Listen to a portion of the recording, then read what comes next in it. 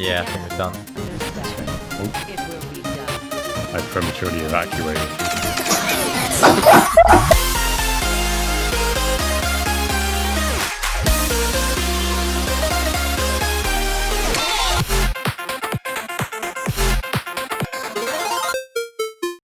Hello, we're back with another Player Pass, where we jump into some co-op and multiplayer games and give you our thoughts on whether or not they're worth picking up.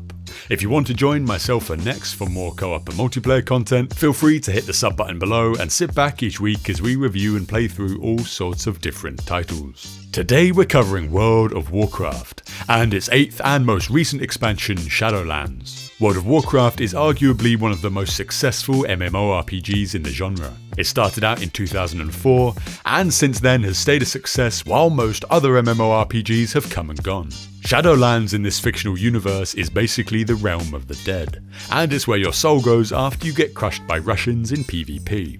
Normally, the realm of the dead and the realm of the living are completely independent from one another, separated by an impenetrable veil that can only be crossed in the event of your death. However, in Shadowlands, this veil is shattered, and the leaders of Azeroth are dragged into the Maw, a part of the underworld preserved for the most sinful souls. You, along with the players and heroes around you, are tasked with storming the Maw in an effort to reclaim your captive leaders. After your mission is complete, you end up opening a portal to return home. However, this doesn't go as planned, and instead of finding your way back to the world of the living, you're introduced to the capital city of Shadowlands known as Oribos.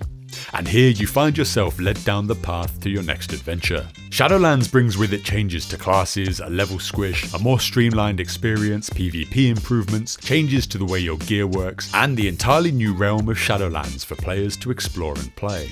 Nex and I have played a fair amount of World of Warcraft in the past. Nex is more of a PvP player, and myself is more of a casual PvE player. So from both our perspectives, we jumped in to find out whether World of Warcraft is a play or a pass. For those wanting to explore uncharted lands, become a hero or play competitively, World of Warcraft has something for everyone. A fantasy world rich in lore and history dating right back to the original Warcraft games. Even with the age-long stigma the game has carried over the years, it's held strong, fighting its way to acceptance among other mainstream titles.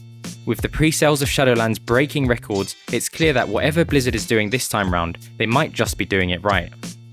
The majority of the game is a persistent world, so you'll see other players doing their thing on your adventures, giving the sense of a living, changing environment. You can choose to help other players out if you wish to, or if it's the opposite faction, you can ruin their day. Of course, if you are so inclined, you can ignore other people altogether.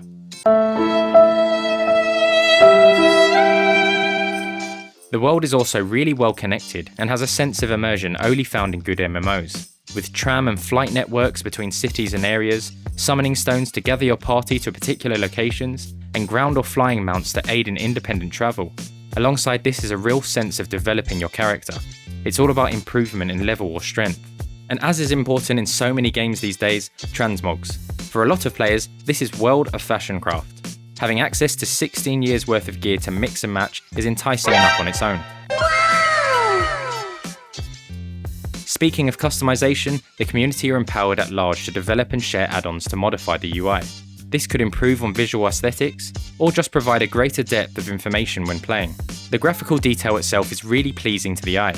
Visual improvements since 2004 have kept it with the times, particularly as it's a cartoon-like fantasy game that doesn't need to venture into the realms of realism. The first thing to note is that this is a tab-targeting MMO, not an action one. So rather than having to point at your enemies to use abilities or attack, you need to target them by either pressing tab to cycle through enemies or clicking on them with the cursor. Most actions require your character to be facing them too. One of WoW's strengths is how grounded your character feels. Moving around is highly addictive. The animations are really well polished, and you can often find yourself chatting to friends while doing nothing more than jumping over fences or flying around. Abilities are satisfying to use and have really clear effects, making it easy to be calculated about when and why you use them. In PvP scenarios in particular, there are very clear rock, paper, scissor playstyles that need to be managed in order to come out on top.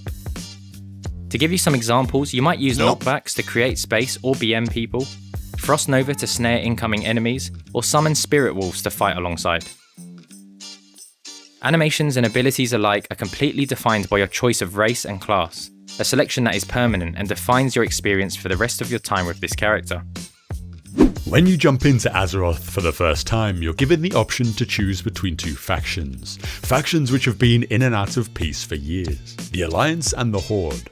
Depending on which side you choose to fight for, will determine the races you have access to. Each race has their own unique racial abilities, which for more competitive players, limits the options for which race they choose, because some are that much better than others. The Horde is made up of orcs, undead, trolls, tauren, goblins and blood elves. In addition, there are also some Horde unlockable races. The Nightborn, Zandalari trolls, High Mountain tauren, Magar orcs and Volpera. On the other side, the Alliance is made up of humans, dwarves, night elves, Draenei, gnomes and worgen. And the unlockable races are Void Elves, Dark Iron Dwarves, Lightforged Draenei, Koltiran and Mechanomes. Every player has the ability to unlock these additional races. All you need to do is complete their specific questlines. Previously, this has also required a massive grind of reputation, but thankfully this grind has now been removed. Moving on to classes, these are all common between Alliance and Horde. However, some classes are race dependent. World of Warcraft provides you with some decent options to choose from regarding your class. Not only are there 12 classes in total, each class has a number of different specializations to further customize your playstyle. Classes are split into tank, DPS and healer, so if you're the kind of person who wants to heal, face tank, or just jump in and kill things as quickly as possible, there are plenty of options to give you what you're looking for. That being said, if you have your heart set on playing a druid, you won't be able to play a gnome or a dwarf for example. And if you really want to play a shaman, you won't be able to play as a human. The reason for this is that some classes can only be played by certain races, and that's due to the race's lore and culture. When you're all done choosing the race and class for your little dude, you then have the option to customize your skin, hair, eyes, face and other bits and pieces to help you create the perfect character to go out and explore the world of Azeroth. The leveling experience really varies depending on how you want to play it, and in Shadowlands the max level is 60. You'll find yourself mainly doing quests, either solo or with others. Markers on your screen and map show you where to go if you aren't interested in reading the story or instruction. That guy needs a better skincare regimen. Oh yes, too right. The good thing here is no matter what level you are, Blizzard has a party sync mode that allows a group of friends to share objectives and still benefit from playing together, making it really accessible to players at different stages of the game. In addition to questing, you can enter dungeons with groups of up to 5. This will have you clearing an instance area with scripted dialogue and bosses, leading to dropped loot upon completion.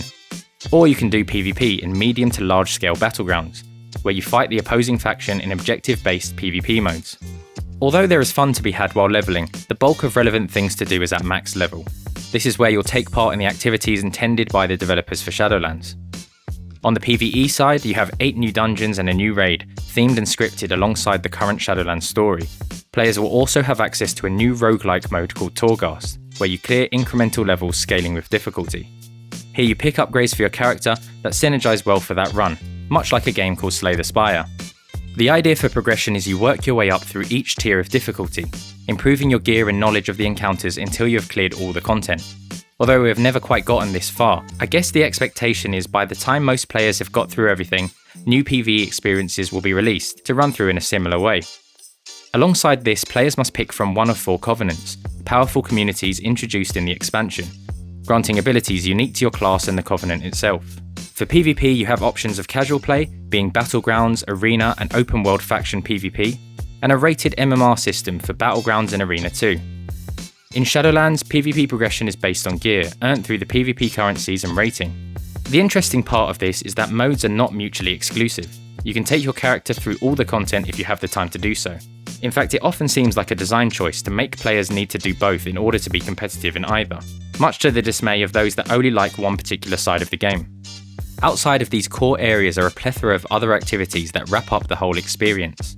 There are a number of crafting professions like engineering, enchanting and jewel crafting that are used to create items that players use in the game frequently. Although feature-rich, the huge amount of varied content also acts as a double-edged sword. Players often don't have the time or want to spend the time to do everything available, but the way many things are tied into a player's progression, you can find yourself locked out of interesting content due to your lack of time investment. We feel like this is intended. Rather than being skill-based, rewards are often time-gated, being more accessible to any player who is willing to do the countless chores put in their way. This might make achieving these milestones all the more rewarding, or become a straight-up barrier to entry. Pop this. Ping. After playing through the first island in the expansion, and jumping into some PvP to get the feel for the changes, we saw a noticeable improvement in how enjoyable the game is. So at this point for us, World of Warcraft is looking to be in a good place. The new story takes place across a number of different locations, each with their own unique stunning visuals and feel. The storyline itself is good. It's nothing groundbreaking, but serves as a good scaffold on which you can enjoy the newly added content and participate in the new adventure. In addition, leveling at this point in WoW feels great. It's more streamlined, it's faster, and when you begin a new character, you have the ability to level through whatever past expansion you like the look of. And I think this is a great design choice from Blizzard because it means that old content is still useful, and players have a less repetitive task of leveling, which is great for replayability. PvP also seems like it's in a good place, and if you're only interested in playing PvP, you'll be happy to hear that you can use it to level almost exclusively. Overall, we gave World of Warcraft Shadowlands a 4 out of 5. As far as we can see, the changes they've implemented in both PvP and PvE are an improvement over the last expansion. And as of the time of this review, the new environments, characters and story that have been added to the game overall put it in a great place. And for us, it's a play. Let us know in the comments what you think of the game, or whether or not you agree with our review. We're the Bullet Sponges, and we'll see you in the next one.